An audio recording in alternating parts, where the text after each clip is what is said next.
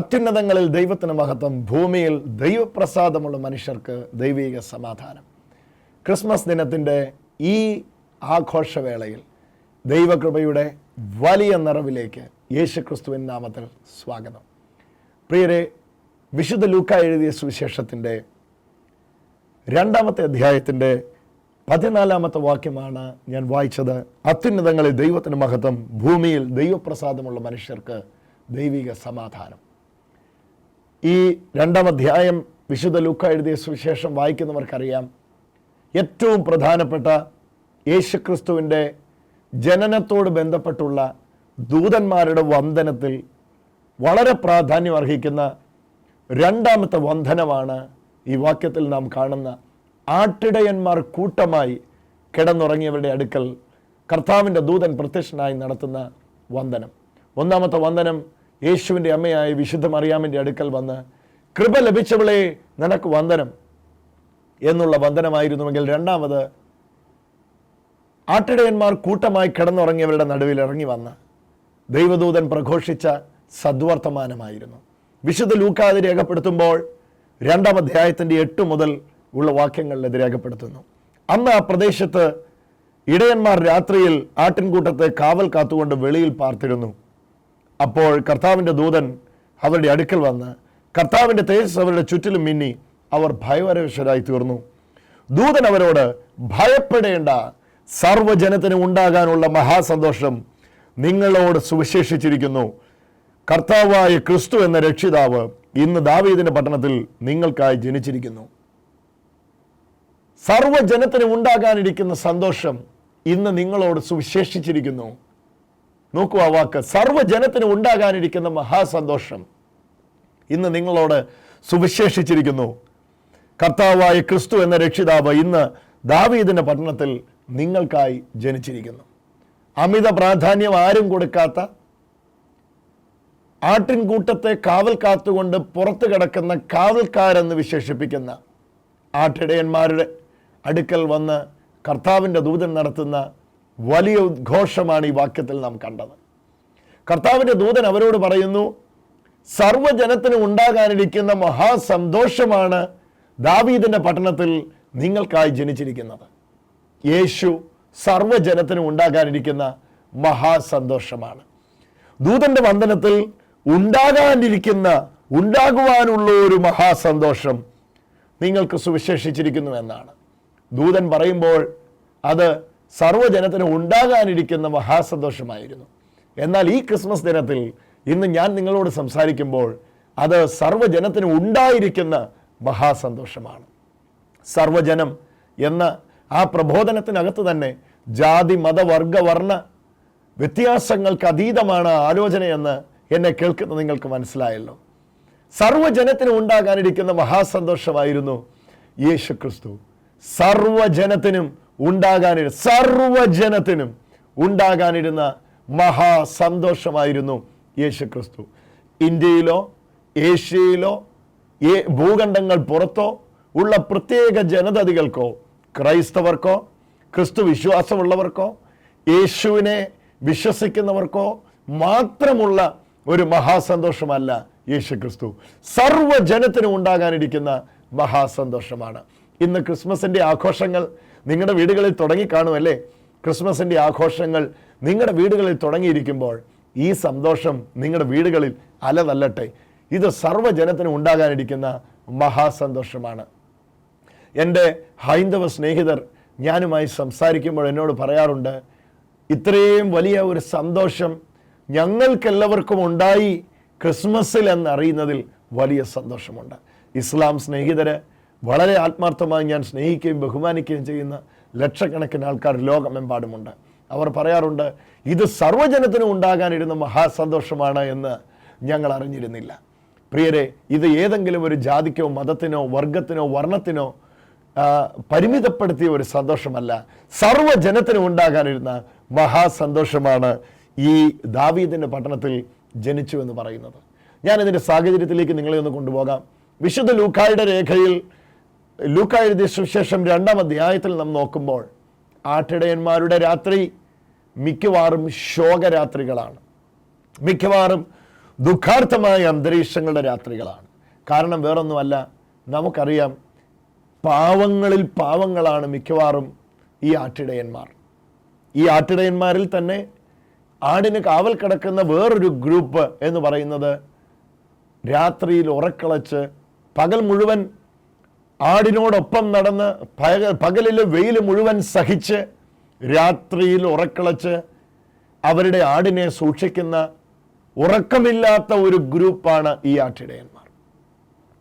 ഒരു കണ്ണിനും മാന്യത തോന്നാത്ത, തുച്ഛമായ വേതനത്തിന് മൃഗങ്ങളുടെ കൂടെ ജീവിതം മുഴുവൻ തീർക്കേണ്ടി വന്ന ശപിക്കപ്പെട്ട ജീവിതം എന്ന് വേണമെങ്കിൽ വിശേഷിപ്പിക്കാൻ കഴിയുന്ന ജീവിതമാണ് ഈ ആട്ടിടയന്മാർ.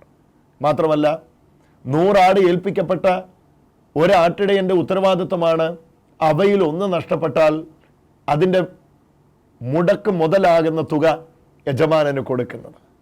100 ആട് എന്നെ ഏൽപ്പിച്ചു എന്നിരിക്കട്ടെ, എൻ്റെ കാര്യവിചാരകത്തിൽ, എൻ്റെ കാര്യനിർവഹണത്തിൽ ഒരല്പം വീഴ്ച വന്ന് ഒരാട് നഷ്ടപ്പെട്ടാൽ 99 ആടിനെ എനിക്ക് യജമാനെ തിരികെ കൊടുക്കുവാൻ കഴിഞ്ഞുള്ളൂവെങ്കിൽ ആ ഒരാടിൻ്റെ മുഴുവൻ വിലയും എൻ്റെ വേതനത്തിൽ നിന്ന്, എനിക്ക് കിട്ടുന്ന ശമ്പളത്തിൽ നിന്ന് പരിഗണിക്കുന്ന വ്യവസ്ഥതയുള്ള കാലഘട്ടത്തിൽ ആട്ടിടയന്മാരുടെ രാത്രികൾ മിക്കവാറും പകലിൻ്റെ ചൂടും രാത്രിയുടെ ഏകാന്തതയും പകലിൻ്റെ നഷ്ടബോധവും കൊണ്ട് നിറഞ്ഞതാണ്.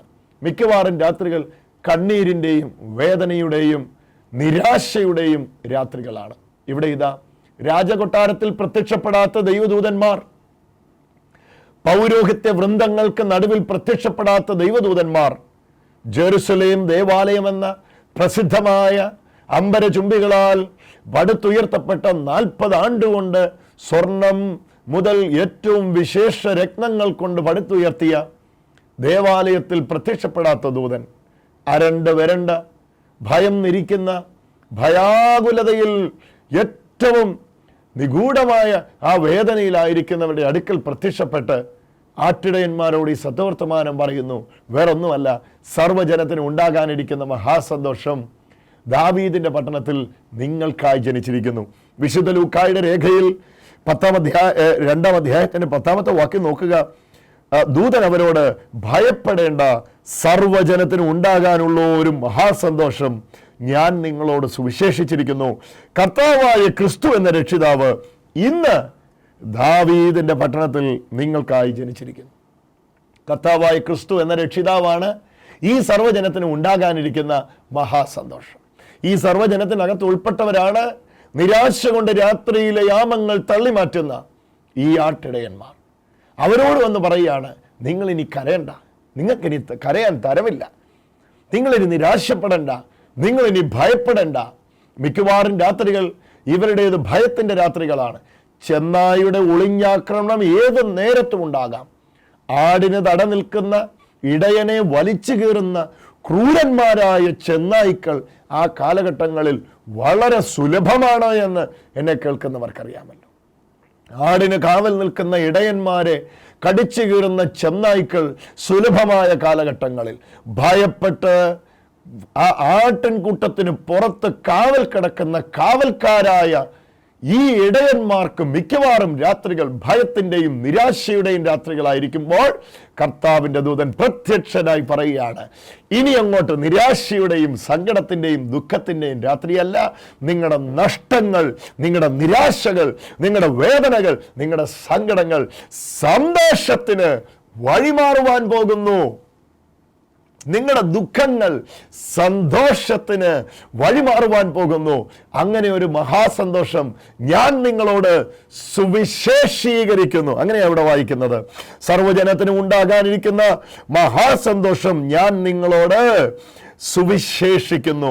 9-ാമത്തെ വാക്യം, അപ്പോൾ കർത്താവിൻ്റെ ദൂതൻ അവരുടെ അടുക്കൽ വന്ന് കർത്താവിൻ്റെ തേജസ് അവർക്ക് ചുറ്റിലും മിന്നി അവർ ഭയപരവശരായി തീർന്നു. ഈ അരുളപ്പാട് ഇവർക്കുണ്ടാകുമെന്ന് ഇവർ പ്രതീക്ഷിച്ചിട്ടേയില്ല. സാധാരണയിൽ സാധാരണക്കാരായവർ എന്നുപോലും വിശേഷിപ്പിക്കാൻ കഴിയാതെ, സമൂഹത്തിൽ ആരും ആദരിക്കാത്ത, ഒരു കണ്ണിനും മാന്യത തോന്നാത്ത, കൂലിക്കാരെന്ന് വിളിക്കുന്ന വേലക്കാർ. പക്ഷെ ദൈവത്തിൻ്റെ ആർദ്രതയുടെ കരം അവരെയാണ് തേടി വന്നത്. ദൈവത്തിൻ്റെ സ്നേഹത്തിൻ്റെ കരം അവരെയാണ് തേടി വന്നത്. അവിടെ നാം കണ്ടു, ദൂതൻ അവരോട് ഭയപ്പെടേണ്ട, സർവ്വജനത്തിനും ഉണ്ടാകാനിരിക്കുന്ന മഹാസന്തോഷം ഞാൻ നിങ്ങളോട് സുവിശേഷിച്ചിരിക്കുന്നു. കർത്താവായ ക്രിസ്തു എന്ന രക്ഷിതാവ്, ഞാൻ പിന്നെയും ആവർത്തിക്കട്ടെ, കർത്താവായ ക്രിസ്തു എന്ന രക്ഷിതാവ്, കർത്താവായ ക്രിസ്തു എന്ന രക്ഷിതാവ്. യേശുവിനെ 3 പദത്തിലാണ് ദൂതൻ പരിചയപ്പെടുത്തിയത്. കർത്താവാണ്, രക്ഷിതാവാണ്, ക്രിസ്തുവാണ്. കർത്താവായ ക്രിസ്തു എന്ന രക്ഷിതാവ്. ഇതിൽ കർത്താവ് എന്ന വാക്കിൻ്റെ ആശയം നിങ്ങളുടെ ജീവിതത്തിൽ മുഴുവൻ ഏറ്റെടുക്കുന്ന കർത്തൃത്വം നടത്തുന്നവൻ എന്ന ആശയത്തിലാണ്.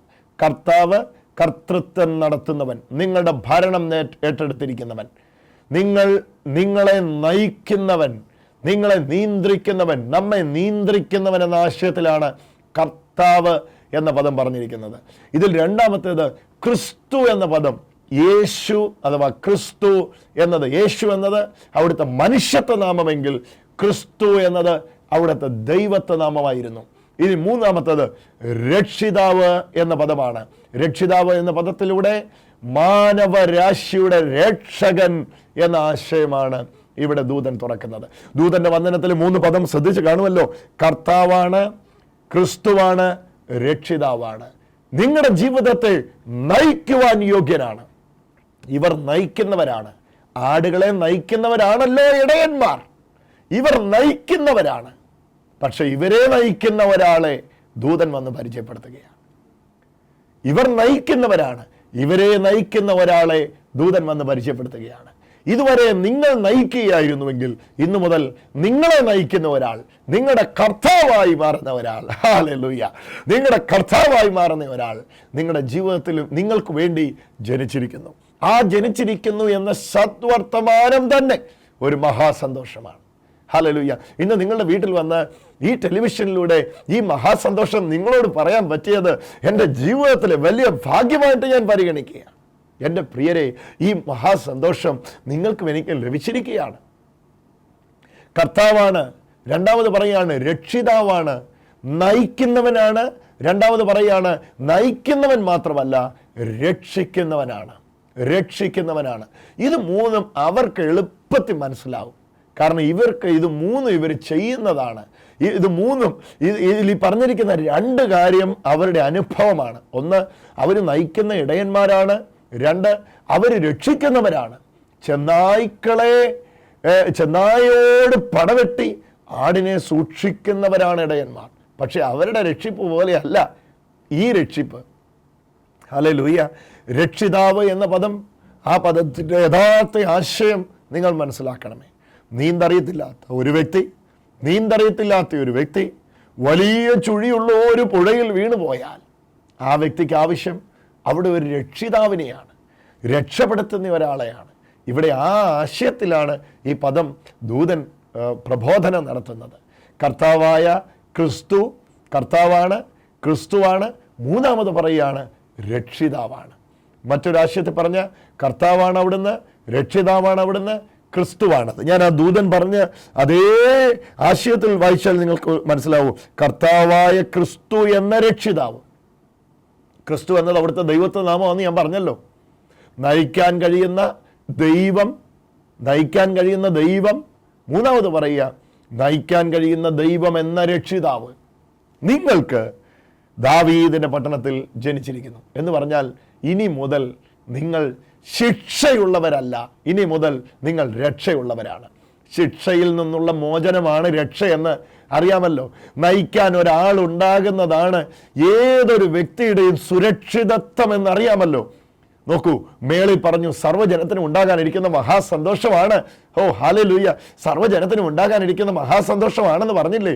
താഴെ വിശദീകരിക്കുമ്പോൾ പറയുകയാണ് എങ്ങനെയാണ് സർവ്വജനത്തിനും ഉണ്ടാകാനിരിക്കുന്ന മഹാസന്തോഷമായിട്ട് യേശു മാറുന്നത്. യേശു കർത്താവായി, യേശു എന്ന കർത്താവിനെ കിട്ടുമ്പം യേശു എന്ന കർത്താവിനെ ജീവിതത്തിലേക്ക് കിട്ടുമ്പം ഈ മഹാസന്തോഷം തുടങ്ങും. ഇതുവരെ നിങ്ങളെ നയിക്കുകയായിരുന്നു, എന്നാൽ ഇന്നു മുതൽ ഈ വചനം കേട്ട് ഈ വചനത്തിന് യേശുവേന്ന് വിളിക്കുമ്പോൾ നിങ്ങളുടെ ഉള്ളിലേക്ക് നയിക്കുന്നവൻ, നിയന്ത്രിക്കുന്നവൻ ഇറങ്ങി വരികയാണ്. നയിക്കുന്നവനാണ് അവിടുന്ന്, നിയന്ത്രിക്കുന്നവനാണ് അവിടുന്ന്, പിന്നെ പറയുകയാണ് രക്ഷിതാവാണ്. അപ്പൊ ഈ മഹാസന്തോഷം എന്ന് മേളിൽ പറഞ്ഞത് വിശുദ്ധ ലൂക്കായുടെ രേഖയിൽ 2-ാം അധ്യായത്തിന്റെ 10-ാമത്തെ വാക്യം, ദൂതൻ അവളോട് സർവ്വജനത്തിന് ഉണ്ടാകാനിരിക്കുന്ന മഹാസന്തോഷം. സന്തോഷം ഉണ്ടാകണമെങ്കിൽ കർത്താവും രക്ഷിതാവും ക്രിസ്തുവായിട്ട് ഒരാളെ നിങ്ങൾക്ക് സ്വന്തമായിട്ട് കിട്ടുമ്പം അങ്ങനെ ഉള്ളവർക്കുണ്ടാകുന്നതാണ് സന്തോഷം. ഹല്ലേലൂയ. ഇവിടെയും അത് തന്നെയാണ് പ്രബോധിപ്പിച്ചത്, ഇവിടെയും അത് തന്നെയാണ് ഉദ്ഘോഷണം നടത്തിയത്. വേറെ ഒന്നുമല്ല ഇവിടെ പറഞ്ഞത്.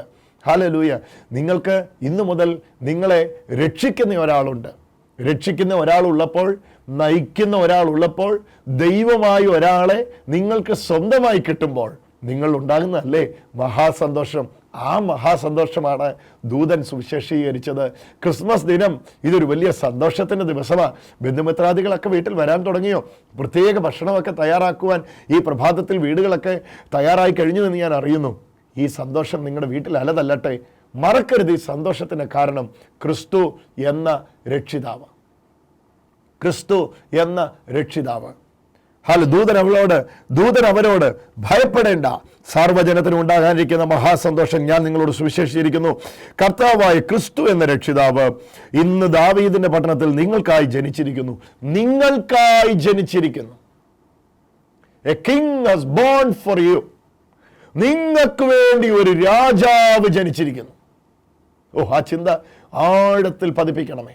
നിങ്ങൾക്കായി ഒരു രാജാവ് ജനിച്ചിരിക്കുന്നു. ജന്മം കൊണ്ട് രാജാവായ ആരെങ്കിലും ഉണ്ടോ? എന്നാൽ ഇതാ, ഈ രാജാവിൻ്റെ മക്കളായിട്ട് ജനിക്കുന്നവരെ നമ്മൾ രാജകുമാരന്മാരെന്ന് വിളിക്കാറുണ്ട്. പക്ഷേ ആ നാട്ടിലെ ഒരു സാധാരണ കന്യകയായിരുന്ന യേശുവിൻ്റെ അമ്മയായ വിശുദ്ധ മറിയമെന്ന് നാം വിളിക്കുന്ന ആ മഹനീയ സ്ത്രീ, ആ നാട്ടിലെ ഒരു തച്ചനായി നാട്ടുകാരറിയപ്പെട്ടിരുന്ന യോസഫിൻ്റെ മകൻ എന്ന് വിളിച്ചിരുന്ന, യോസഫിൻ്റെ മകൻ എന്ന് എല്ലാവരും കണ്ടിരുന്ന ആ സാധാരണ ബാലൻ, ആ ബാലനെ നോക്കിയിട്ട് പറയുകയാണ് ജനിച്ചിരിക്കുന്നത് രാജാവാണ്. രാജാവ് ജനിക്കുന്നത് രാജകൊട്ടാരത്തിലല്ലേ? പക്ഷേ ദൂതന്മാർക്കുള്ള വന്ദനത്തിൽ പറയുന്ന പദം നിങ്ങളൊന്ന് ശ്രദ്ധിച്ചു കേട്ടേ. വിശുദ്ധ ലൂക്കായുടെ രേഖയിൽ പറയുമ്പോൾ അവിടെ പറഞ്ഞിരിക്കുന്ന കർത്താവായ ക്രിസ്തു എന്ന രക്ഷിതാവ് ദാവീദിന്റെ പട്ടണത്തിൽ നിങ്ങൾക്കായി ജനിച്ചിരിക്കുന്നു. നിങ്ങളുടെ അടയാളമോ ശീലകൾ ചുറ്റി പശുത്തൊഴുത്തിൽ കിടക്കുന്ന ഒരു ശിശുവിനെ നിങ്ങൾ കാണും എന്ന് പറഞ്ഞു. പെട്ടെന്ന് സ്വർഗീയ സൈന്യത്തിന്റെ ഒരു സംഘം ദൂതന്മാരോട് ചേർന്ന് പുകഴ്ത്തി, അത്യുന്നതങ്ങളിൽ ദൈവത്തിന് മഹത്വം, ഭൂമിയിൽ ദൈവപ്രസാദമുള്ള മനുഷ്യർക്ക് സമാധാനം എന്ന് പറഞ്ഞു. ശ്രദ്ധിച്ച് കേൾക്കൂ പ്രിയരെ, ആ വാക്യത്തിന്റെ ആഴമൊന്ന് നോക്കിക്കേ. നിങ്ങളുടെ അടയാളമോ ശീലകളാൽ ചുറ്റിയ ഒരു കുഞ്ഞിനെ നിങ്ങൾ കാണും. അത് വളരെ വ്യത്യസ്തമായ ഒരു അടയാളമായിരുന്നു. ഇനി അടുത്ത അടയാളം നിങ്ങൾ നോക്കൂ. പശുത്തൊട്ടിൽ കിടക്കുന്ന ഒരു ശിശുവിനെ നിങ്ങൾ കാണും എന്ന് പറഞ്ഞു. പശുത്തൊട്ടിലിൽ കിടക്കുന്ന ഒരു ശിശുവിനെ നിങ്ങൾ കാണും എന്ന് പറഞ്ഞു. പശുത്തൊട്ടിലിൽ കിടക്കുന്ന ശിശുവിനെ കാണും എന്ന് പറഞ്ഞു. പശുത്തൊട്ടിലിൽ രാജാവ് പിറന്നുവെന്നോ? ഇതാണ് ഈ സന്ദേശത്തെ നിസ്തുല്യമാക്കുന്നത്. ഞാൻ അഭിമാനത്തോടെ തൻ്റെ ഇടത്തോടെ പ്രസംഗിക്കുന്ന എൻ്റെ രാജാവ് രാജകൊട്ടാരത്തിൽ പിറന്ന രാജാവായവനല്ല. ഞാൻ പ്രസംഗിക്കുന്ന എൻ്റെ രാജാവ് പശുത്തൊട്ടിലിൽ ജനിച്ച് ജന്മം കൊണ്ട് തന്നെ രാജാവായി മാറിയവനാണ്. അവിടുത്തെ ആ വാക്ക് നിങ്ങളൊന്ന് കേട്ടോ. സർവ്വജനത്തിനും ഉണ്ടാകാനിരിക്കുന്ന മഹാസന്തോഷം നിങ്ങളോട് സുവിശേഷിച്ചിരിക്കുന്നു. കർത്താവ് എന്ന ക്രിസ്തു എന്ന രക്ഷിതാവ് ഇന്ന് ദാവീദിന്റെ പട്ടണത്തിൽ നിങ്ങൾക്കായി ജനിച്ചിരിക്കുന്നു. അത്യുന്നതങ്ങൾ ദൈവത്തിന് മഹത്വം, ഭൂമിയിൽ ദൈവപ്രസാദമുള്ള മനുഷ്യർക്ക് ദൈവിക സമാധാനം. എൻ്റെ പ്രിയ സ്നേഹിതരെ, ഇന്ന് ഈ മഹാസന്തോഷം ക്രിസ്മസ് എന്ന് കേൾക്കുമ്പോൾ ക്രൈസ്തവന് മാത്രമല്ല, ഒരു വലിയ ഗുഡ് ന്യൂസായത്, ഒരു വലിയ സദ്വർത്തമാനമായത്, ഇതൊരു മഹാസന്തോഷമാണ്. യേശുവിൻ്റെ ജനനം തന്നെ ഒരു മഹാസന്തോഷമായിരുന്നു. ഹല്ലേലൂയ. ആ വാക്യം നോക്കി. ദൂതൻ അവളോട് ഭയപ്പെടേണ്ട, സർവ്വജനത്തിനും ഉണ്ടാകാനുള്ള ഒരു മഹാസന്തോഷം ഞാൻ നിങ്ങളോട് അറിയിക്കുന്നു. സർവ്വജനത്തിനും ഉണ്ടാകാനിരിക്കുന്ന ഒരു മഹാസന്തോഷം. എൻ്റെ യേശു ഒരു ദുഃഖവാർത്തയല്ല. ക്രിസ്മസ് ലോകത്തിന് തരുന്നത് ഒരു സങ്കടത്തിന്റെ വർത്തമാനമല്ല. ക്രിസ്മസ് ലോകത്തോട് നൽകുന്ന സന്ദേശം ഒരു ദുഃഖവാർത്തയല്ല, ഒരു സന്തോഷ വാർത്തയാണ്. ആ സന്തോഷ വാർത്തക്കകത്ത് ഉൾപ്പെടാത്ത ഒരു ജാതിയില്ല, ഒരു മതമില്ല, ഒരു വർഗമില്ല, ഒരു വർണ്ണമില്ല. ജാതി വർഗ വർണ്ണ എല്ലാത്തിനും അതീതമായിട്ട് സർവജനത്തിനും ഉണ്ടാകാനിരിക്കുന്ന മഹാസന്തോഷമാണ് ദൂതൻ ക്രിസ്മസ് ദിനത്തിൽ യേശുവിൻ്റെ ജനന ദിവസത്തിൽ വന്നു പ്രഘോഷിച്ചത്. ആ സന്തോഷം ഇന്ന് നിങ്ങളുടെ എല്ലാ മേഖലകളിലേക്കും വ്യാപരിക്കുവാൻ പോകുകയാണ്. ആരോ ഇത് പറയുമ്പോൾ എന്നോട് പറയുന്നു, ബ്രദറെ, ഈ ക്രിസ്മസ് ആയിട്ടും കൂടെ ഞങ്ങളുടെ വീട്ടിൽ നിരാശപ്പെടാൻ കാര്യം 10 ഉണ്ട്. അതുപോലെ നിരാശപ്പെടാൻ കാര്യങ്ങൾ വീട്ടിൽ നിൽക്കുമ്പോൾ ഞങ്ങൾ എങ്ങനെയാണ് സന്തോഷിക്കുന്നത്? എൻ്റെ പ്രിയരെ, ഇവിടെയാണ് യഥാർത്ഥമായിട്ട് നാം തിരിച്ചറിയേണ്ടത്.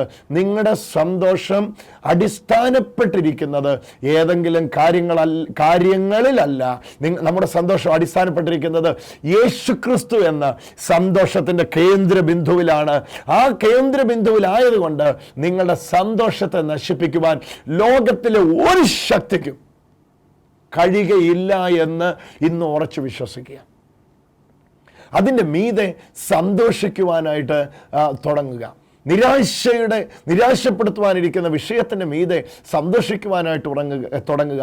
ഞാൻ പറഞ്ഞല്ലോ, ഇടയന്മാരുടെ രാത്രികളെല്ലാം നിരാശയുടെ രാത്രികളായിരുന്നിട്ടും കൂടെ അവരുടെ അടുക്കൽ വന്ന് ദൂതൻ പ്രത്യക്ഷപ്പെട്ട് പറഞ്ഞു, നിങ്ങൾക്ക് വേണ്ടി പറഞ്ഞിരിക്കുന്നത് സന്തോഷത്തിൻ്റെ ദിവസമാണ്. സന്തോഷത്തിൻ്റെ ദിവസം നിങ്ങളോട് സുവിശേഷീകരിക്കാനാണ് ഞാൻ നിങ്ങളുടെ അടുക്കൽ വന്നിരിക്കുന്നത്. സടകുടഞ്ഞ് എഴുന്നേൽക്ക്, നിരാശകൾ മാറിപ്പോട്ടെ. ഇന്നത്തെ ദിവസം സന്തോഷിക്കാനുള്ള ദിവസമാണ്. യേശുവിനെ കണ്ടുമുട്ടുന്ന, യേശു ജനിച്ചു, യേശുവിൻ്റെ ജനനം വിളിച്ചു പറഞ്ഞ് മഹാദൂതൻ പറയുന്നു, ഇത് വലിയ സന്തോഷമാണ്. യേശുവിനെ കണ്ടുമുട്ടിയ എല്ലായിടങ്ങളിലും മഹാസന്തോഷം. യേശു ചെന്ന വീട്ടിൽ സന്തോഷം, യേശു സംസാരിച്ച ഇടങ്ങളിൽ സന്തോഷം. ബാലൻ മരിച്ച് കരഞ്ഞുകൊണ്ടിരിക്കുന്ന അമ്മ പെട്ടെന്ന് യേശു അവിടെ ചെന്നു. പെട്ടെന്ന് സന്തോഷത്തിന് സാഹചര്യങ്ങൾ വഴിമാറി. വീഞ്ഞു തീർന്ന് കരയുന്ന വീട്, യേശു അവിടെ ചെന്നു, സന്തോഷത്തിന് വഴിമാറി. മുടന്തി നടക്കുന്ന മനുഷ്യൻ യേശുവിൻ്റെ അടുക്കൽ വന്നു, സന്തോഷത്തിന് കാര്യങ്ങൾ വഴിമാറി. ഭൂതഗ്രസ്തനായ മനുഷ്യൻ, നിരാശയിൽ ബന്ധിക്കപ്പെട്ടവൻ യേശുവിൻ്റെ അടുക്കൽ വന്നു, സന്തോഷത്തിന് വഴിമാറി. യേശു ചെന്നിടത്തെല്ലാം സന്തോഷം, യേശുവിൻ്റെ അടുക്കൽ വന്നിടത്തെല്ലാം സന്തോഷം. ഇപ്പം ഞാൻ പറഞ്ഞ മനസ്സിലായില്ലേ? ഇത് സർവ്വജനത്തിനും ഉണ്ടാകാനിരിക്കുന്ന മഹാസന്തോഷമാണ്. ഇത് പറയുമ്പോൾ തന്നെ നിങ്ങളുടെ വീടുകളിലേക്ക് ഈ മഹാസന്തോഷം പ്രവേശിക്കുന്നു. നിങ്ങളുടെ നിരാശയിൽ നിബിഡമായ വിഷയങ്ങളിലേക്ക് ഇന്ന് ഈ സന്തോഷം പ്രവേശിക്കുന്നു. ഇന്ന് സന്തോഷിച്ചില്ലേ പിന്നെ എന്ന് സന്തോഷിക്കാനാ? വചനം വ്യക്തമായിട്ട് പറയുന്നു, സർവ്വജനത്തിന് ഉണ്ടാകാനിരിക്കുന്ന മഹാസന്തോഷമാണ് ദാവീദിന്റെ പട്ടണത്തിൽ നിങ്ങൾക്കായി ജനിച്ചിരിക്കുന്നത്. നിരാശപ്പെടുവാൻ കാര്യം 10 ഉണ്ടെങ്കിൽ ആനന്ദിപ്പാൻ കാര്യം 1000. കരഞ്ഞെന്തിനാ ആയുസ് തീർക്കുന്നേ? എഴുന്നേറ്റ് വാ, ഒരുമിച്ച് സന്തോഷിക്കുക. നിരാശയുടെ കാര്യങ്ങളെ മാറ്റിവെക്കുക. എനിക്ക് വേണ്ടി മഹാസന്തോഷം പിറന്നു എന്ന ഈ ക്രിസ്മസിന്റെ സദ്വർത്തമാനം കൊണ്ട് നിങ്ങളെ ഉള്ളം നിറയ്ക്കുക. എനിക്ക് ഉറപ്പാ, ഈ ദിവസം നിങ്ങൾക്കൊരു അനുഗ്രഹമാണ്. ദൈവം മാനവരാശിയോട് യേശുക്രിസ്തുവിന്റെ ഹല്ലേലൂയ വലിയ കൃപയുടെ വെളിപ്പെടുത്തലാണ് ക്രിസ്മസ് ദിനത്തിൽ വെളിപ്പെടുത്തിയത്. യേശുവിൻ്റെ അമ്മയായ വിശുദ്ധ മറിയത്തിൻ്റെ അടുക്കൽ കൃപ ലഭിച്ചവളെ നിനക്ക് വന്ദനമെന്ന് പറഞ്ഞു വന്ന അതേ വന്ദനസ്വരം ഈ ക്രിസ്മസ് ദിനത്തിൽ അയോഗ്യതകൾ പരിഗണിക്കാതെ ദൈവത്തിൻ്റെ കൃപയുടെ വലിയ പകർച്ച അനുഭവിക്കുവാൻ ഈ മഹാസന്തോഷത്തിലേക്ക്, ഹല്ലേലൂയ, സർവ്വജനത്തിനും ഉണ്ടായിക്കഴിഞ്ഞ ഈ മഹാസന്തോഷത്തിലേക്ക് പരിശുദ്ധാത്മാവ് ക്ഷണിക്കുന്നു. നിങ്ങളുടെ കുടുംബം സന്തോഷം കൊണ്ട് നിറയട്ടെ. വ്യക്തിത്വങ്ങൾ, ബന്ധങ്ങൾ സന്തോഷം കൊണ്ട് നിറയട്ടെ. ബന്ധങ്ങൾക്കിടയിലുള്ള വിള്ളലുകൾ മാറട്ടെ. മഹാസന്തോഷത്തിന് കാര്യങ്ങൾ വഴിമാറട്ടെ. And I wish you a very happy Christmas.